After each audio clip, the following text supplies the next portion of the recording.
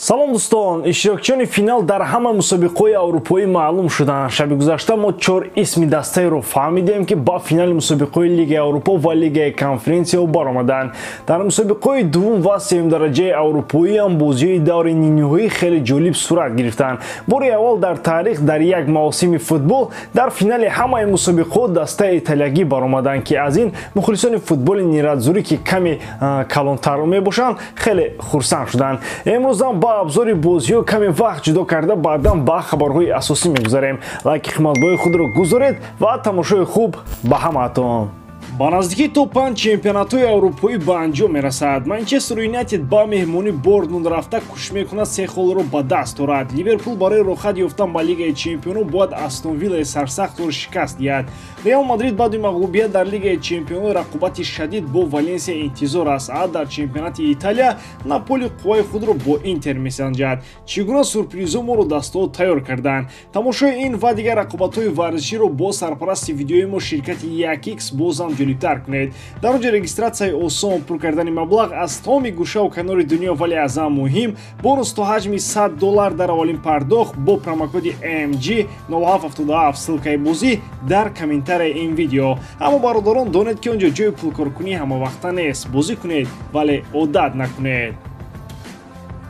дар аввал ҳамаи таърифҳоро ба Жозе Маурино равон мекунем. ӯ Ромаро ба финали дуввуми мусобиқаи аврупоӣ баровард. мавсими гузашта Лигаи Конференсияҳо буд ва ин мавсим бошад як зина боло Лигаи Аврупо. мавсими навбатӣ Ромаро дар финали Лигаи Чемпионҳо мебинем чӣ? дастаи ӯ Байерро дар натиҷаи ду бозӣ бо ҳисоби умумӣ 1-0 шикаст дод. дар бозии дишаба зарбаи Пелегрини ҳамаро ҷазир кард. агар ӯ зарба намезад, Рома дастае мешуд, ки бе ягон зарба ба тарафи дарвозаи рақиб ба финали мусобиқаи аврупоӣ баромад. ана ҳаминро минимализм мегӯянд. Жозе то ҳол ҳамун Жозе аст. ӯ метавонад ҷоми навбатии мусобиқаи аврупоиро бар ин барад, аммо дар финал бар муқобили ӯ дастаи Севилия бозӣ хоҳад кард. тасаввур кунед, финал бо иштироки Маурино, ки дар гирифтани ҷомҳо мутахассис аст, ва дастае, ки дар Лигаи Аврупо мағлуб шуда наметавонад, яъне Севилия баргузор мешавад. Севилия дар навбати худ тавонист бар Ювентус дастболо шавад. дар Рамон Санчес Пизхуан ҷашни ҳақиқии футбол буд. ягона бозии даври нимниҳои мусобиқаҳои аврупоӣ, ки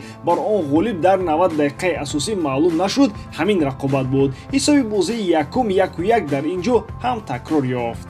сухани асосии ин рақобатро бозингарони захиравие, ки ба майдон омаданд, гуфтанд. Влахович аз Ювентус, Сусо ва Ламела аз Севилия, ки голҳои ин бозиро ба ҳадаф расониданд, ҳама аз байни бозингарони захиравӣ ба майдон омаданд. қаҳрамони шашкартаи Лигаи Аврупо, дастаи асосии ин мусобиқа Севилия барои гирифтани ҷоми ҳафтум омода аст. дар Лигаи Конференсияҳо бошад Вестхэм ва Фиорентина ба финал баромаданд. аҷиб ин, ки имсол дар се финали мусобиқаҳои аврупоӣ дастои итолиёвӣ иштирок хоҳанд кард. Интер дар Лигаи Чемпионҳо, Рома дар Лигаи Аврупо ва Фиорентина дар Лигаи Конференсияҳо.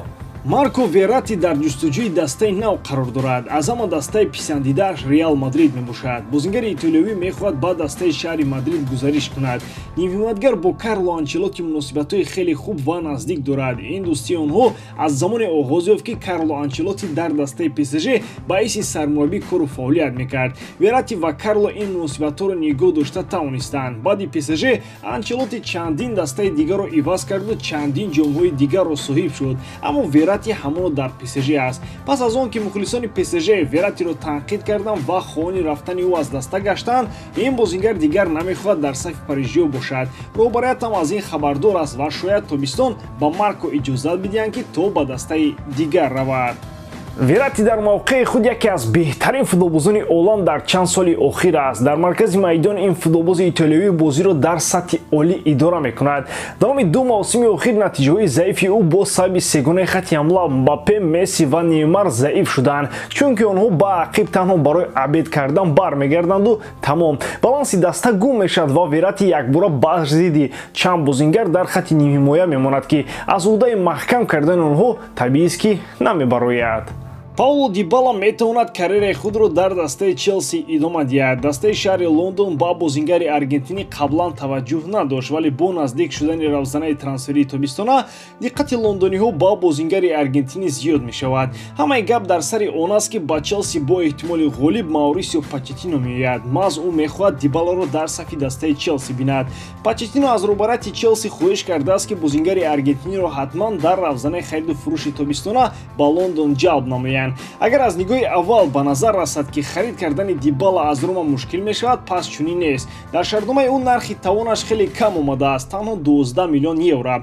Баъд аз харидҳои 100 миллиона Тод Боули 12 миллионро бо чашмони пӯшида барои овардани Дибала медиҳад.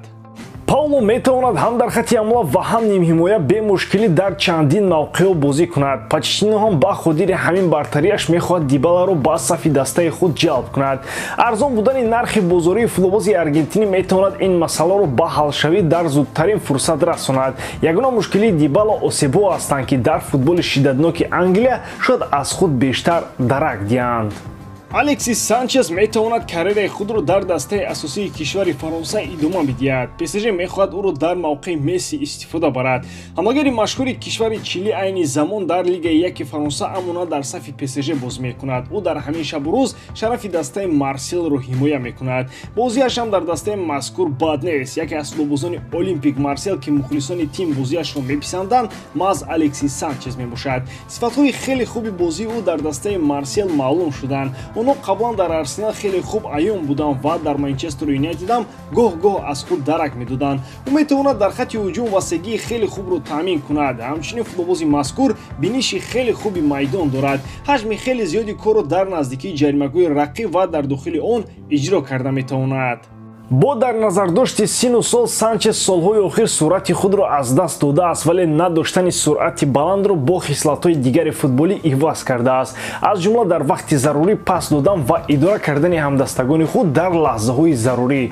Марсел душмани ашадии ПСЖ аст. гузариши ӯ ба шаҳри Париж маънои онро хоҳад дошт ки ӯ барои мухлисони Марсел ба деви сиёҳ табдил меёбад.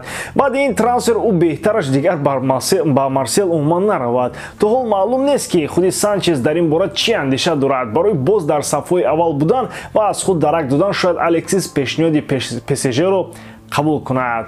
ба ҳамин тамом боваридорам ки ҷодкории ман ба шумо писанд меояд. лайк, комментария ва дар канал обуна шуданро аз ёд набароред. бо шумо мисли ҳар вақта Муҳаммад Гаиров. хай бародарон, дар паноҳи Аллоҳ.